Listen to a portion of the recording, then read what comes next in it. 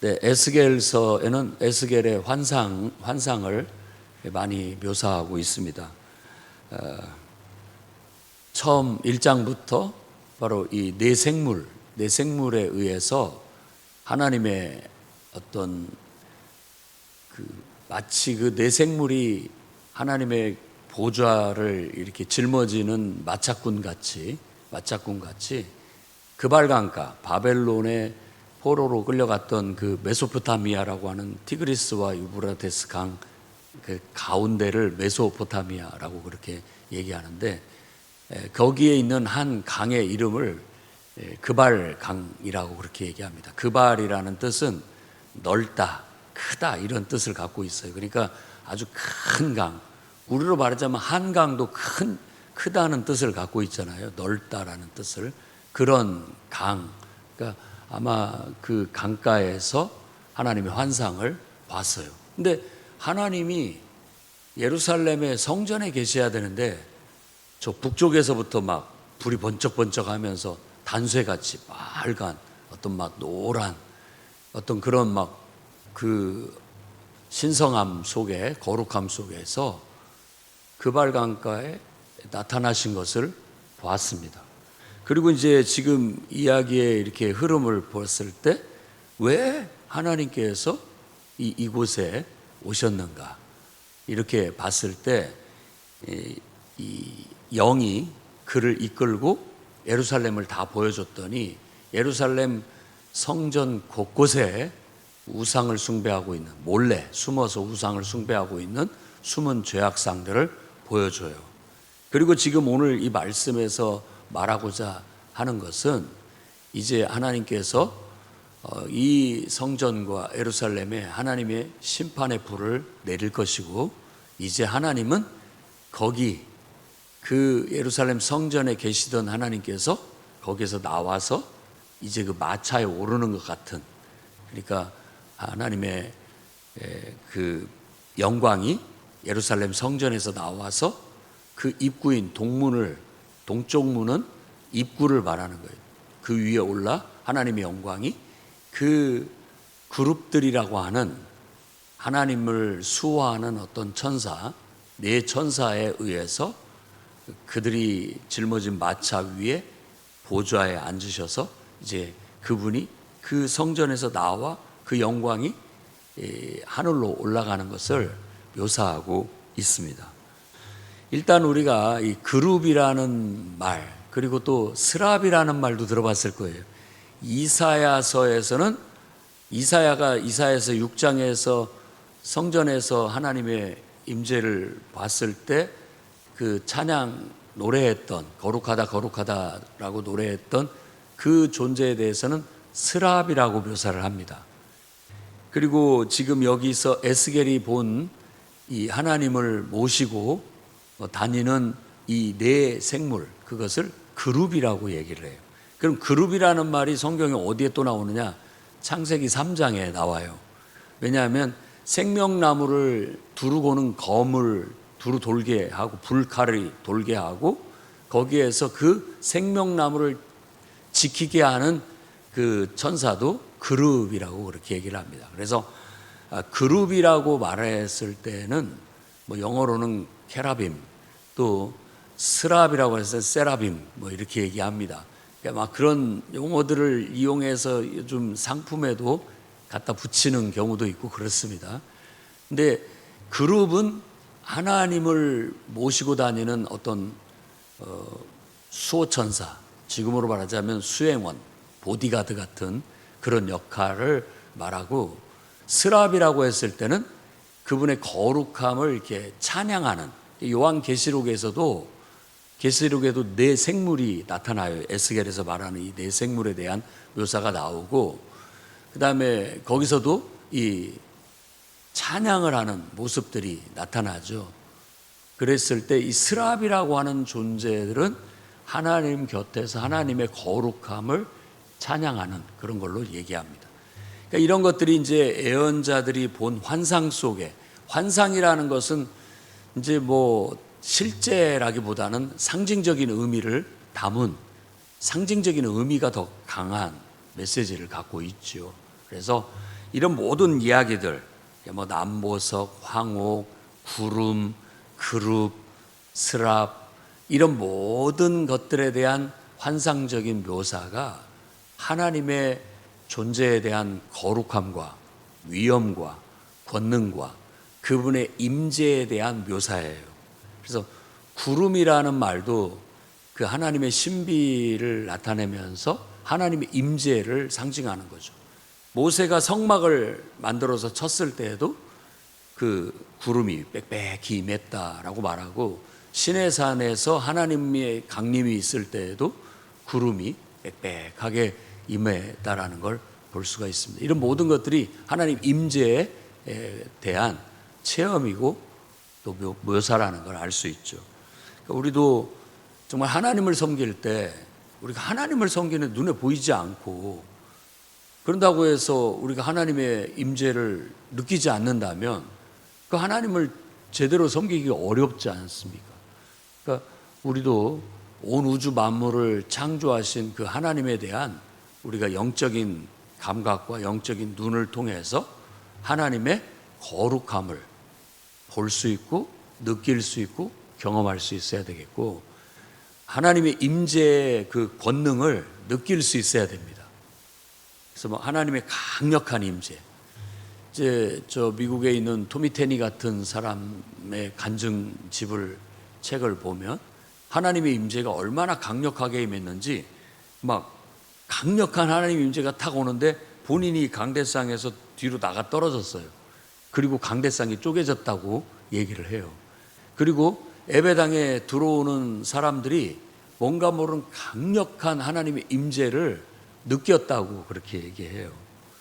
그러니까 이런 것들은 어떤 영적인 감각이에요. 영적인 깨어남이라고 말할 수 있는 것이죠. 그러니까 이사야도 그냥 하나님을 섬겼지만 어느 순간 영적인 눈이 열리고 감각이 깨어난 거예요. 그 사무엘도 그냥 성전에서 지냈지만 어느 날 하나님이 그를 찾아왔고 영안이 열리고 영의 귀가 열리고 하나님의 임재를 느끼기 시작하고 그분을 경험하기 시작한 것이죠. 다 성경은 그와 같은 어떤 영적인 거듭남에 대해서 얘기를 하고 있습니다. 우리가 육으로 난 건 육이고 영으로 난 건 영이에요. 그래서 영으로 나는 것을 우리가 경험해야 되는데, 그래야 하나님의 임재를 경험할 수 있고 하나님의 통치를 경험할 수 있는 것이죠. 이와 같은 지금 하늘의 보좌, 하나님의 어떤 거룩한 위엄과 권능의 이런 묘사들은 다 하나님의 임재와 그분의 위엄 있는 권위 있는 통치에 관련된 묘사라고 할 수 있습니다. 그래서 우리 모든 성도들이 하나님을 섬길 때 하나님의 임재가 이렇게 위엄 있게 권능 있게 느껴진다면 다 하나님의 통치가 내 안에 이루어지게 되는 거예요. 그 하나님의 통치가 이루어지는 것을 우리는 하나님 나라라고 말한다는 걸 신약 성경에서 알 수 있습니다. 그러니까 여호수아가 가나안 땅을 완전히 점령해서 그 영역이 하나님의 통치 아래 들어가는 것처럼 우리 마음의 영역도 한 군데 남겨놓은 것 없이 하나님의 임재로 완전히 정복을 해서 하나님의 임재가 위엄과 권능으로 느껴지고 나를 통치하는 것이죠. 우리가 어디를 가든 주님 이름을 부르고 주님의 임재를 구하면 그곳에도 하나님의 임재가 이렇게 내려오는 것을 느낄 수 있고 하나님이 역사하시는 걸 느낄 수 있어야 됩니다. 우리가 주여라고 하면서 기도할 때에도 하나님의 임재를 부르는 것이고 하나님의 임재를 깨우는 것이고 하나님의 임재를 느끼면서 그분의 위엄과 권능의 임재 속에서 그분을 대면하고 소통하고 기도하는 거예요. 이게 살아있는 신앙입니다. 그런데 이런 어떤 영적인 감각이나 체험이나 느낌이 사라져버리고 그냥 어렸을 때부터 옛날부터 다녔던 교회 예배 참석 그냥 습관적으로 그런 것만 남게 된다면 그것도 좋은 습관이기는 하지만 그 속에 생명력이 느껴지지 않게 된다면 다시 한번 우리 신앙을 회복해야 할 필요가 있습니다. 그러니까 지금 예루살렘의 성전은 더 이상 하나님의 임재가 있을 수 없는 상태가 된 거예요. 왜냐하면 하나님을 모시고 섬긴다고 하면서 벽 뒤에 숨어가지고 몰래 문 잠그고 우상을 섬기고 있어요. 그러니 하나님이 어떻게 부끄럽고 정말 수치스럽죠. 하나님의 영광을 가리고 있는 것이죠. 그러니까 하나님이 내가 이런 지경인데 내가 어떻게 참을 수 있겠느냐라고 하면서 하나님이 성전을 심판하시고 하나님 그곳에서 나오시는 것으로 지금 묘사가 되고 있는 거예요. 그래서 우리도 좀 이런 말씀을 통해서 하나님의 임재 그리고 그 임재를 느끼고 경험하는 영성을 깨워내야 되겠습니다. 기도에 집중을 하고 예배에 집중을 하고 우리가 또 하나님의 임재가 느껴지는 찬양과 기도를 드릴 수 있도록 자꾸 깨어나야 됩니다. 그것이 만일 느껴지지 않고 깨어나지 않는다면 무엇이 문제인지 내 안에 있는 의심, 불신, 또 어떤 죄악들 이런 것들을 정말 철저히 회개하는 것, 그리고 내 자신이 하나님 앞에 온전히 헌신되지 못해서도 그럴 수 있거든요. 내 자신이 하나님 앞에 맡겨지지 못하고 드려지지 못했을 때, 그러니까 우리가 성령 받을 때 성령 받으라고 이렇게 말하면서 기도할 때 대개 성령의 충만한 임재 속에 들어가지 못하는 사람들을 이렇게 분석을 해보면, 이렇게 살펴본다면 그 사람이 자신을 하나님께 내어놓지 못하고 맡기지를 못하는 거예요. 아직도 자기가 살아서 자기 생각, 자기 의지, 자기 욕망 이런 것들이 살아있기 때문에 하나님이 들어갈 자리가 없는 거예요. 이것을 하나님 앞에 내려놓고 내 의지도 주님 뜻대로, 내 생각도 주님 뜻대로, 내 모든 것 다 주님 뜻대로, 주님이 나의 주인이시고 주님 뜻대로 다 맡겨드리오니 주님 뜻대로 사용하시옵소서. 겸손히 내 자신을 완전히 힘 빼고 맡겼을 때 성령의 임재가 나를 사로잡고 방언도 말하고 또 다른 은사들도 나타날 수 있거든요. 그래서 하나님의 임재를 경험하고 그 위엄과 권능을 느끼면서 신앙생활을 하는 것과 그냥 이성적으로만 신앙생활을 하는 것과 큰 차이가 있다는 걸 우리가 오늘 말씀을 통해서 좀 깨닫는 시간이 됐으면 좋겠습니다. 그리고 내 마음속에 하나님 외에 하나님 자리에 다른 것들을 온갖 잡동사니들, 우상들을 갖다 놓으면 하나님이 있을 자리가 없어요. 그래서 주님이 떠나시는 겁니다. 주님이 계시고 싶어도 계실 수가 없는 거죠. 또 주님을 모셨다가도 자꾸 그 자리를 다른 것들로 채우면, 밀어내면 하나님의 영광이 떠나는 것과 같아요. 그러니까 신약 성경에서는 성령을 소멸치 말아라. 그 말이 곧 바로 그런 것과 같은 것이죠. 예언을 멸시치 말고 성령을 소멸치 말라. 에베소서에 그렇게 말하고 있음을 알 수 있습니다. 그러니까 우리가 그런 것들을 두렵고 떨리는 마음으로 생각을 해야 돼요. 라오디게아 교회는 다 모든 것들이 부유하고 풍부했는데 결정적인 문제가 뭐냐면 주님이 문 밖에 계셔요. 이 안에 온통 세상적인 재물과 세상적인 어떤 부유한 것들로 다 그 자리를 대체해버린 거예요. 그러니까 하나님이 계실 자리가 없는 거예요. 우리도 뭐 내가 돈 벌어서 내 힘과 내 능력으로 내가 알아서 다 하면 되는데 뭐 하나님까지 굳이 도와주실 거 없다, 이런 식으로 한다면 우리도 라오디게아 교회 같이 돼버리는 것이죠. 그것은 하나의 공동체를 말하기도 하지만 또 개인적인 신앙의 7가지 형태라고도 말할 수 있습니다. 그래서 나도 내가 더 물질을 의지하고 사람을 의지하고 내 부유함과 편안함을 의지하면 하나님이 계실 자리가 없는 거예요. 그러니까 하나님이 정말 하나님을 전심으로 찾는 자들, 겸손한 자들에게 가시는 거죠. 그렇게 성경은 우리에게 경고하고 계시고 또 경계하고 계시고 깨닫게 하고 계시다는 걸 알아야 되겠습니다. 그래서 개인적으로도 하나님의 임재를 잃어버리지 않도록 각별히 우리 스스로의 영성을 관리를 해야 되겠고, 또 교회 공동체적으로도 분위기가, 전체적인 분위기가 하나님의 임재를 잃어버리는 분위기로 가면 안 됩니다. 하나님의 임재를 부르는 기도와 뜨거운 기도와 또 하나님의 임재가 느껴지는 정말 열정적인 찬양과 이 예배가 회복돼야 돼요. 그래서 주기적으로 교회사를 보면, 교회 생리나 역사를 보면 이 주기가 이렇게 있어요.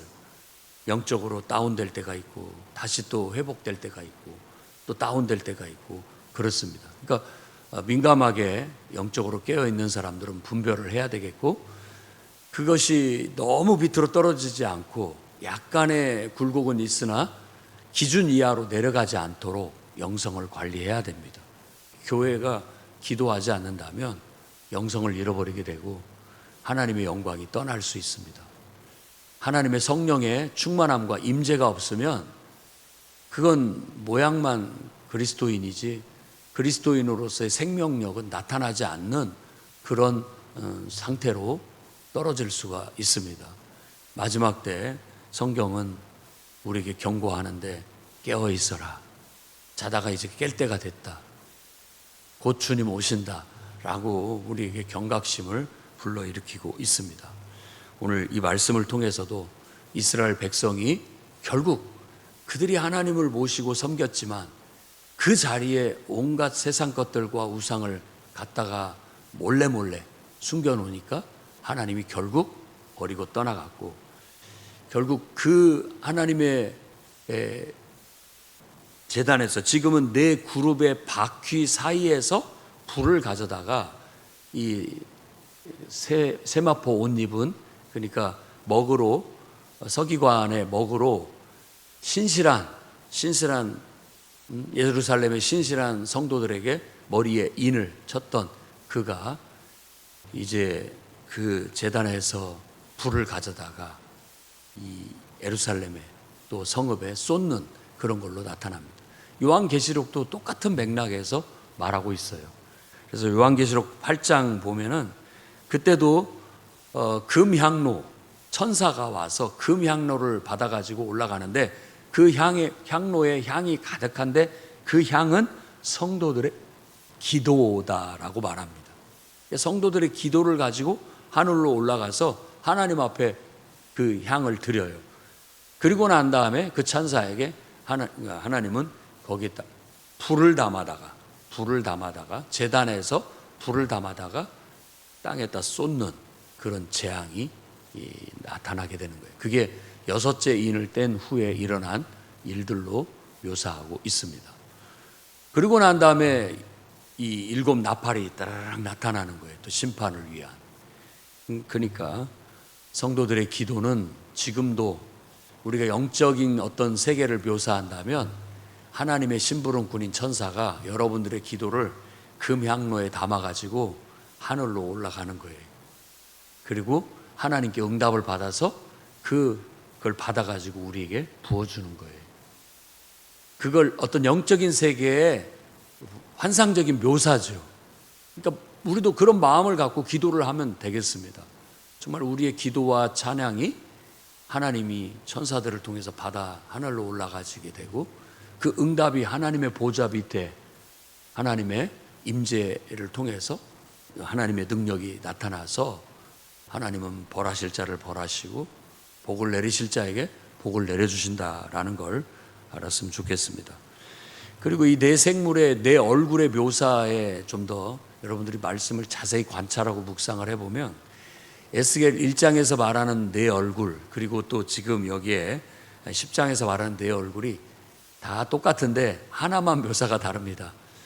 그러니까 네 면의 어떤 모습인데 이 그룹이라는 어떤 생물이라고 우리말로는 번역을 했지만 어떤 짐승 같은 존재를 말하는 거예요. 그래서 생물, 또 짐승이라는 말로도 나타나죠. 네 짐승, 그렇게도 말하는데 한쪽에는 사람 얼굴을 가지고 있고 한쪽에는 소, 독수리, 그리고 또 뭡니까 사자, 이렇게 네 개의 형상을 갖고 있다고 얘기를 하는데 오늘 말씀에는 소의 형상이라고 말하지 않고 그룹의 형상이라고 말을 하고 있어요. 그룹. 그러니까 뭐 이걸 어떻게 이해해야 될지 이야기가 분분한데 그냥 뭐 딱히 어떤 적합한 설명이 없어요. 설명을 할 수가 없습니다. 다만 이와 같은 부조는 모세가 성막을 만들 때에도 성막에 4개의 천으로 덮었잖아요, 성막을. 근데 맨 안쪽에 있는 그 천은 사람들이 다 실로 이렇게 막 짜가지고 만든 건데 거기에 이 그룹을 수놓았어요. 천사의 날개 달린 그룹을 수놓았어요. 이사야가 본 성전에서의 스랍의 천사의 모습은 날개가 3쌍이에요. 둘로는 얼굴을 가리고, 둘로는 아래 하체를 가리고, 둘로는 날개를 했죠. 근데 이 그룹이라고 하는 4천사는 2쌍의 날개를 가지고 있어요. 그래서 어떤 사람은 3쌍이 더 높은 등급이고 2쌍의 날개를 가졌기 때문에 더 낮은 등급이다, 뭐 이렇게까지 생각을 하는 경우도 있는데 그건 뭐 각자의 생각에 맞는 것이고, 이 그룹은 하나님을 수호하는 천사 같은 역할을 하고 스랍은 하나님의 거룩함을 노래하는 그런 천사들의 모습으로 하나님의 임재의 그 거룩함과 위엄과 권능을 나타내고 있고, 이 4개의 얼굴의 모습은 솔로몬이 법궤를 만들 때 그 내면에다가 그 형상을 부조로 만들었던 모습들이라고 볼 수 있습니다. 그것은 어쩌면 피조 세계의 대표되는 4생물을 말한 것. 사람, 그리고 날아다니는 새의 왕 독수리, 짐승들의 왕 사자, 그리고 모든 가축들의 왕이라고 할 수 있는 소, 이런 대표적인 것들을 통해서 하나님의 피조 세계를 묘사한 것이 아닌가라고 그렇게 보통 얘기를 합니다. 오늘 말씀을 통해서 정말 여러분들이 한 걸음 한 걸음 주님의 임재 속에 더 깊이 들어가시고 하나님의 그 임재 속에서 위엄과 권능의 임재를 느끼고 경험하고 그 속에서 하나님의 통치가 내 안에 이루어질 수 있도록 살아있는 신앙생활을 하시기 바랍니다. 우리도 만일 그와 같은 것들을 다른 것들로 대체해버리게 된다면, 세상 것들로 대체해버리게 된다면 하나님께서 이제 그 계신 곳에서 나와 동문을 통과해서 이 마차에 오르시는 거예요. 떠나시는 거죠. 이것은 우리가 곰곰이 생각해 본다면 굉장히 두려운 일이고 굉장히 무서운 일입니다.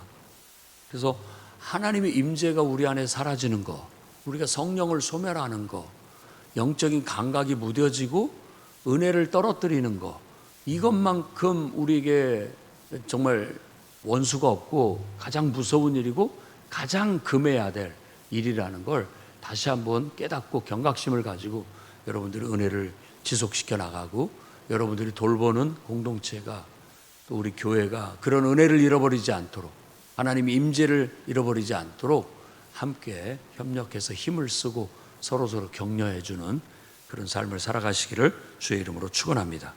기도하겠습니다. 거룩하신 주님, 하나님의 임재를 잃어버린 이스라엘 백성, 그리고 예루살렘, 그리고 그 성전, 하나님께서 온갖 우상들로 가득 채워진 성전을 떠나기 위해서 그곳을 나오시는 모습을 보며 우리의 마음이 아픕니다.